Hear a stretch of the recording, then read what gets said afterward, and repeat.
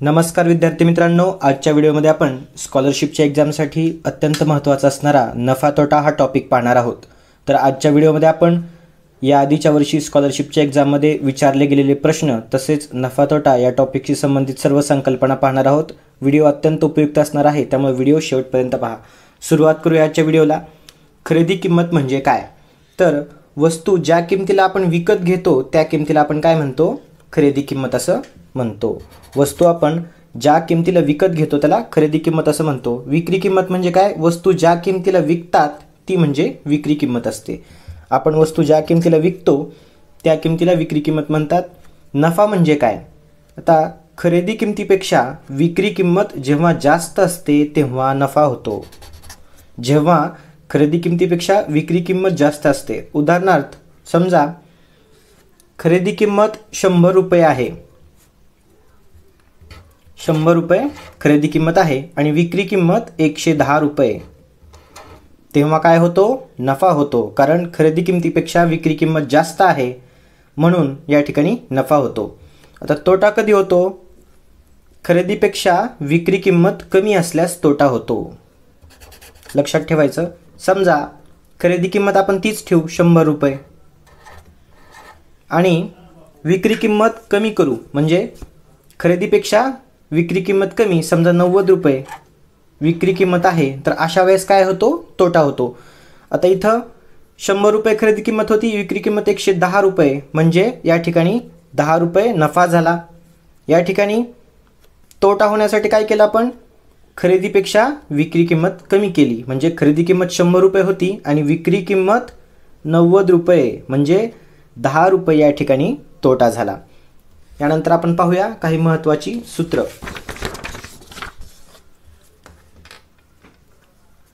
नफा, तोटा, खरेदी, विक्री यांची महत्त्वाची सूत्र आपण आता पाहू। नफा बरोबर विक्री वजा खरेदी। या ठिकाणी आपण आता खरेदी किंमत 100 रुपये मानू, तर या ठिकाणी नफा काढण्यासाठी आपल्याला काय करावं लागणार आहे? विक्री किमतीमधून खरेदी किंमत वजा करावी लागणार आहे। समजा आपण खरेदी किंमत 100 रुपये समजूया, 100 रुपये खरेदी आणि 110 रुपये विक्री किंमत, तर या ठिकाणी नफा झाला तर तो आपण कसा काढणार? खरेदी किंमत किती आहे? 100, विक्री किंमत 110। आता नफ्याचं सूत्र काय आहे? विक्री वजा खरेदी। विक्री 110 वजा 100 म्हणजे नफा किती झाला? 10 रुपये नफा झाला। आता तोटा काढण्यासाठी खरेदी वजा विक्री। तोटा कधी होतो? याआधी आपण पाहिलं होतं, खरेदीपेक्षा विक्री किंमत कमी पाहिजे तेव्हा तोटा होतो। तर आपण या ठिकाणी आता खरेदी किंमत किती आहे? समजा 100 रुपये आहे आणि विक्री किंमत किती आहे? 90 रुपये आहे। 100 वजा 90 किती झाले? 10 रुपये, तर या ठिकाणी तोटा होतो। तर हे नफ्याचं सूत्र, हे तोट्याचं सूत्र। यानंतर खरेदी किमतीचे 2 सूत्र आहेत, विक्री किमतीचे 2 सूत्र आहेत। तर या सूत्रांचा वापर आपण आता जेव्हा आपण उदाहरणं सोडवणार आहेत तेव्हा करूया, तेव्हा आपण सर्व सूत्र डिटेलमध्ये पाहू। खरेदी किंमत बरोबर विक्री वजा नफा, तसेच खरेदी किंमत बरोबर विक्री अधिक तोटा। तर यांचा वापर कधी करायचा? समजा आपल्याला खरेदी किंमत काढायची आणि उदाहरणामध्ये विक्री किंमत दिलेली आहे आणि झालेला नफा दिलेला आहे, तेव्हा हे सूत्र वापरायचं। आता आपल्याला खरेदी किंमत काढायची परंतु उदाहरणामध्ये आपल्याला विक्री किंमत आणि तोटा दिलेला आहे, तेव्हा आपण काय करणार? हे सूत्र वापरणार। तर हे या ठिकाणी खरेदीचे 2 सूत्र आहेत, विक्रीचे 2 सूत्र आहेत। तर आपण हे कधी वापरायचे? जेव्हा विक्री आणि नफा दिलेला असतो आणि खरेदी काढायची असते तेव्हा आपण हे सूत्र वापरणार। जेव्हा विक्री आणि तोटा दिलेला असतो आणि खरेदी काढायची असते तेव्हा आपण हे सूत्र वापरणार। यानंतर विक्री किमतीचे 2 सूत्र आहेत, विक्री बरोबर खरेदी अधिक नफा आणि विक्री बरोबर खरेदी वजा तोटा। तर जेव्हा खरेदी आणि नफा दिलेला असतो आणि आपल्याला विक्री किंमत काढायची असते तेव्हा आपण हे सूत्र वापरणार, आणि खरेदी आणि तोटा दिलेला असतो आणि आपल्याला विक्री किंमत काढायची असते तेव्हा आपण हे सूत्र वापरणार। तर आता आपण सूत्र कसे वापरायचे ते उदाहरण सोडवत असताना पाहूया।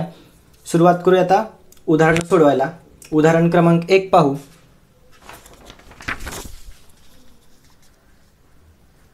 पहिलं उदाहरण आहे, किरणने 30 रुपये प्रति डझन या दराने 3 डझन पेन खरेदी केले व ते प्रत्येकी 5 रुपये विकले, तर या व्यवहारात त्याला किती नफा झाला? तर या ठिकाणी 30 रुपये प्रति डझन या दराने 3 डझन पेन खरेदी केले, म्हणजे 1 डझन किती रुपयाला? 30 रुपयाला. त्याने किती डझन खरेदी केले? 3 डझन.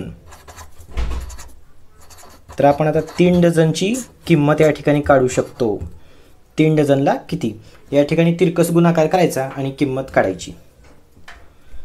1 डझन 30 रुपयाला, तर 3 डझन किती रुपयाला? यासाठी आपल्याला काय करावं लागणार आहे? तिरकस गुणाकार करावा लागेल. 30 गुणिले 3 भागिले हे 1 बरोबर 90. ही काय झाली? जेव्हा त्याने पेन खरेदी केले 30 रुपये प्रति डझन या दराने 3 डझन पेन खरेदी केले, म्हणून हे 3 डझन पेनची किंमत झाली. त्यानंतर आपण पाहूया, त्याने ते प्रत्येकी 5 रुपयाप्रमाणे विकले, तर या व्यवहारात त्याला किती नफा झाला? तर आता आपण इथं 3 डझन पेनची किंमत काढलेली आहे, जी की आपल्याला 90 रुपये भेटली. 90 रुपये भेटली. तर त्याने ते पेन 5 रुपयाप्रमाणे विकले. ही झाली त्याची 90 रुपये खरेदी किंमत. आता त्याने काय केले? 5 रुपयाप्रमाणे विकलेत. किती डझन विकलेत? 3 डझन 5 रुपयाप्रमाणे विकलेत. तर 3 डझन म्हणजे किती? 1 डझन म्हणजे 12 पेन आणि 3 डझन म्हणजे 12 गुणिले 3 बरोबर 36 पेन. हे 36 पेन त्याने 5 रुपये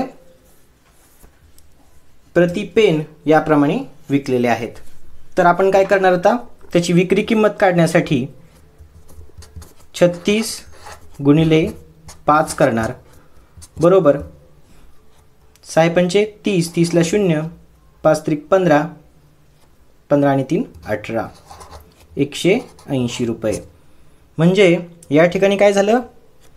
खरेदी किंमत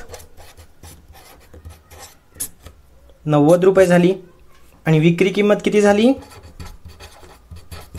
180 रुपये.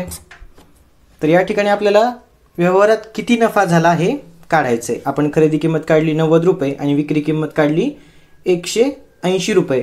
तर आता आपण एक सूत्र पाहिलं होतं, नफ्याचं सूत्र. आपल्याला काय काय दिलेलं आहे? खरेदी किंमत दिलेली आहे 90 रुपये आणि विक्री किंमत 180 रुपये. तर या ठिकाणी आपण नफा कसा काढायचा? विक्री वजा खरेदी. नफा बरोबर विक्री वजा खरेदी. या ठिकाणी या सूत्राचा आपण वापर करूया.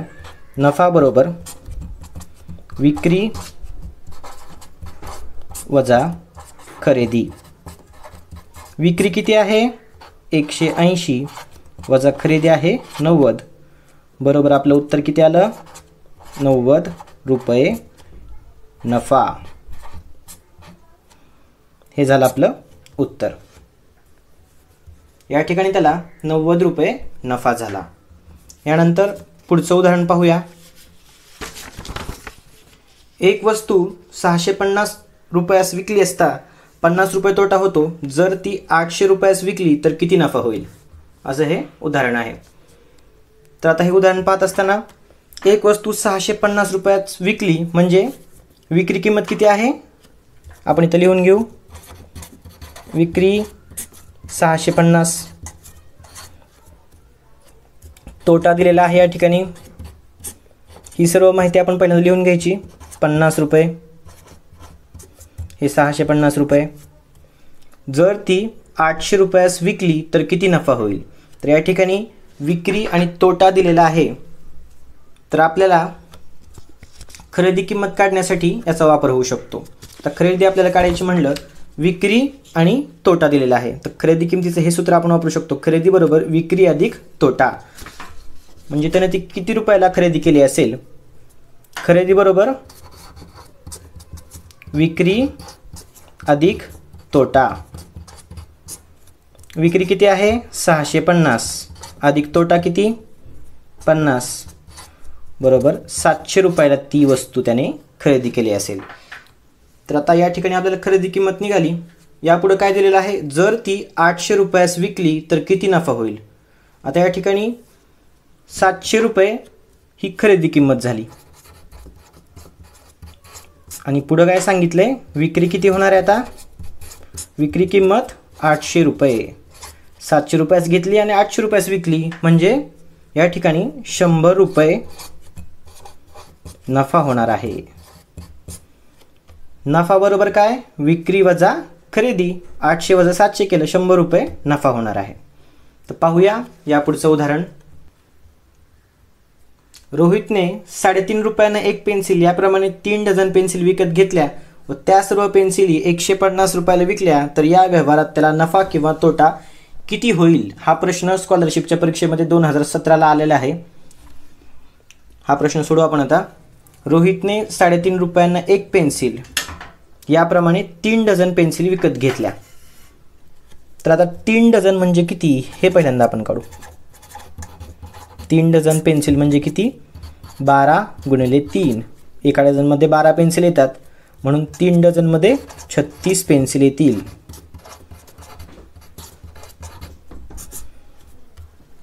तर या ठिकाणी काय सांगितलंय, 3.5 रुपयांना एक याप्रमाणे 3 डझन पेन्सिली विकत घेतल्या, म्हणजे 36 पेन्सिल 3.5 रुपयाला एक पेन्सिल याप्रमाणे विकत घेतल्या. तर आपण आता विकत घेणे म्हणजे काय, खरेदी किंमत काढूया त्या पेन्सिलची. 36 पेन्सिल खरेदी केल्या किती रुपयाप्रमाणे, 36 गुणिले 3.5 म्हणजे 3.5. आता यांचा गुणाकार करायचा. गुणाकार करत असताना आपण काय करायचं, हा पॉईंट हे जे दशांश चिन्ह आहे तो आपण पहिल्यांदा लक्षात घ्यायचा नाही, आपण सरळ गुणाकार करायचा. 35 गुणिले 36. तर या ठिकाणी गुणाकार किती येईल,